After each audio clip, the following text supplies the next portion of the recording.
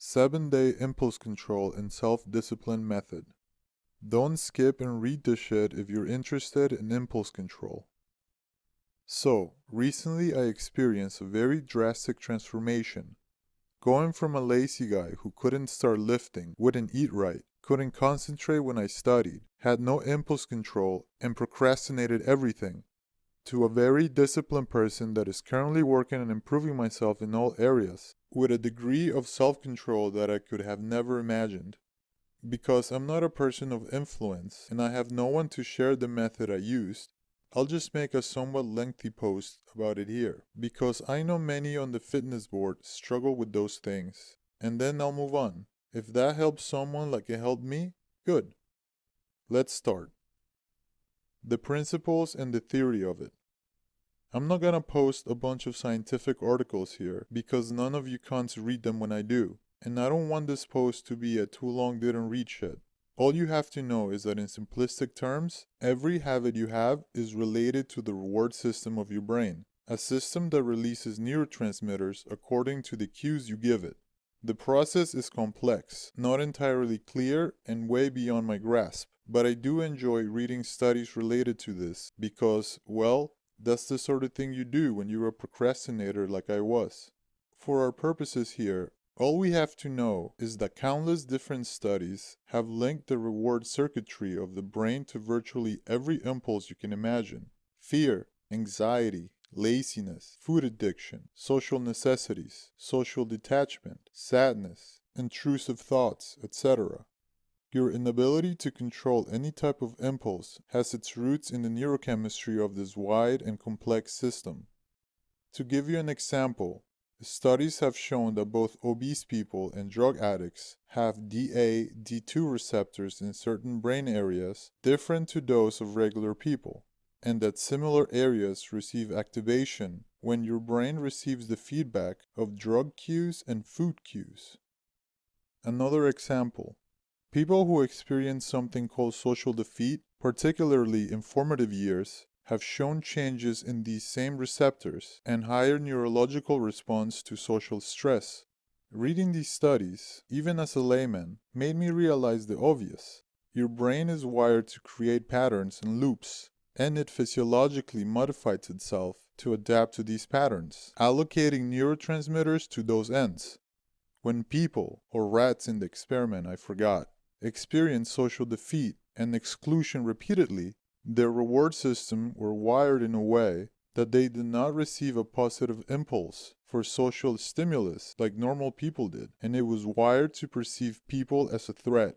Hence why the bullied kid grew up to become the quiet guy who is terrified of people. It's not just psychological conditioning, it's neurochemistry. I saw studies making similar conclusions with fucking everything. Food, music, people, traumas, video game, porn, everything. Once your brain is wired to respond to certain cues a certain way, it's over. It becomes the design. This is why it's hard to quit bad things and start good ones, and why people go their entire lives planning to change habits and never doing it. Our neurochemistry is limited and already allocated and is striving for consistency.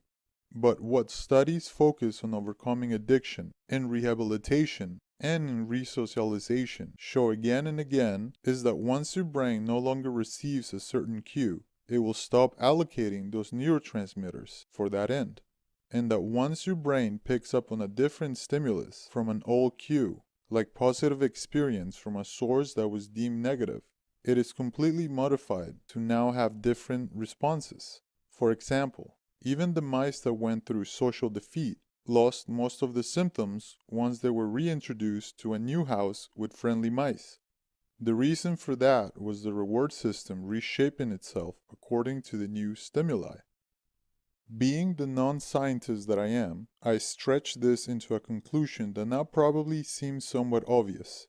Your brain has been wired a certain way given the feedback and cues it received throughout your entire life. And that's where impulses and all habits come from.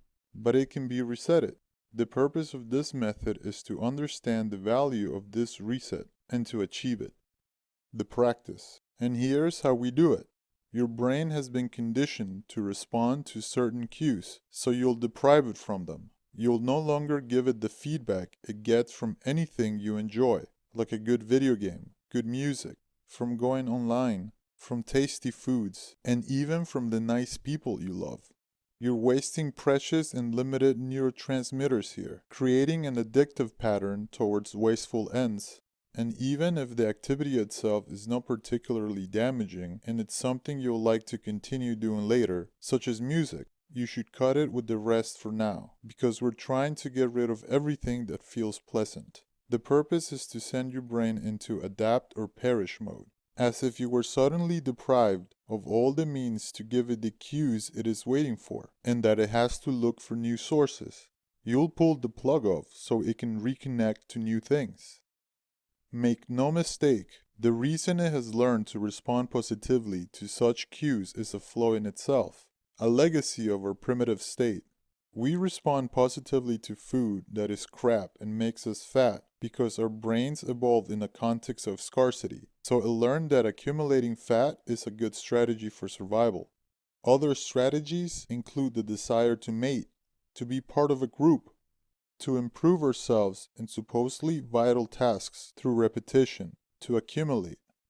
But it can't tell context apart or a good source from a bad one, and now thinks that the endless cycle of porn, junk food, media consumption, internet boards, idleness, video games, and online stalking that some of us are in actually fit the purpose of evolutionary needs. Your brain only cares about abundance, and in a civilized society, the bad, and often illusory, source is always easier to find. So you're going to send the signal that these sources have been depleted and we must adapt. You'll cut those pleasant hobbies, stock many books, make a strict meal plan for the next day that consists of healthy shit. More details later. You'll empty your room of most things that make it feel yours, like posters, computers, personal objects, anything that is aesthetically pleasing to you. This post will get way too long if I get into this, but trust me, this is super fucking important. You will not use a phone, no internet, no masturbation, no regular contact with the people you like, no music you enjoy, more important than you think, no TV, no watching the news. Spend most of the day on your bed. If you have to go to work or school, leave your house late and get home early. If you have any reading to do, buy it, print it, send it to an e-reader, not a tablet. It will be your main activity. Your only hobbies will be lifting and reading, maybe meditating. And trust me, you'll love doing them even if you hate it now. You're going to keep this up for 7 days. Also very important, avoid idleness. Walking around doing nothing, daydreaming. Avoid having imaginary conversations. Avoid thinking about the past or people you know. Don't lose yourself in thought. Maladaptive daydreaming. Show that those things can become the bad and abundant source on their own. The only thing I can tell you is that I did this for 7 days, and I chose this number because it kept popping up in the studies. Often when a study tried to get a poor rat who had flawed dopaminergic reward circuits for whatever reason into a new set of circumstances, the time before readaptation became evident was around a week. Maybe it's just a coincidence. Sure, but anyway, I think a week seems like enough time to turn you into an empty blank without hindering your life. If you think your case is severe, I recommend a longer period, like 2 or 3 weeks. What do I eat? In some studies, dietary protein led to an increase in striatal dopamine levels, while dietary fats had the opposite effect. One study had rats on a low-protein, high-carb diet, which led to a decrease in density of DO2 dopamine receptors in the striatum and the mesolimbic regions. This seems to be a trend, and we want to keep that reward system sharp for its comeback. So I recommend a diet high in protein. My cut was 45% protein, 30% carbs, 25% fats, and I made sure most of the fats were coming from nuts and coconut oil. Again, this doesn't have to be a great diet because you'll only keep it for a week. Avoid junk food completely. Also, due to scarcity of good studies linking diet with dopamine circuitry, I chose to take some supplements like multivitamins and omega-3, and I had a good amount of veggies in my diet. What do I do after that? Keep a notebook and a pen around in those days. Use it as a diary if you want, but most importantly, use it to sort out your priorities. Write what habits and projects you want to have after, what habits you want to avoid. Once you're done with the 7 days, reintroduce the positive habits first. Don't try to do it before the 7 days period, even if it's something positive.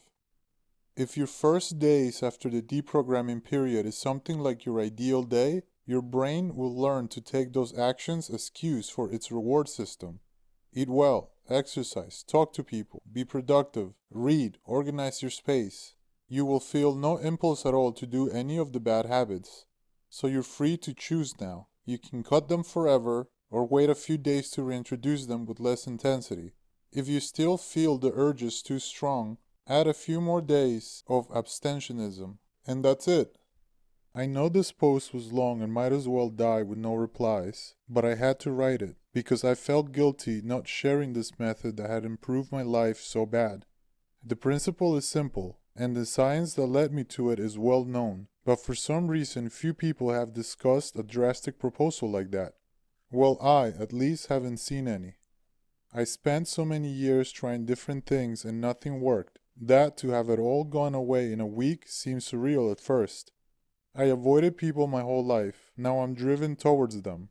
I avoided healthy food and workout, now that's what I crave after a while.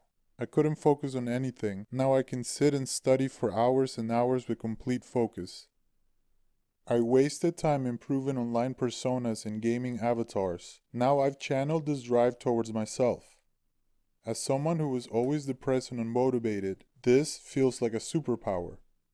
Good luck if you try it.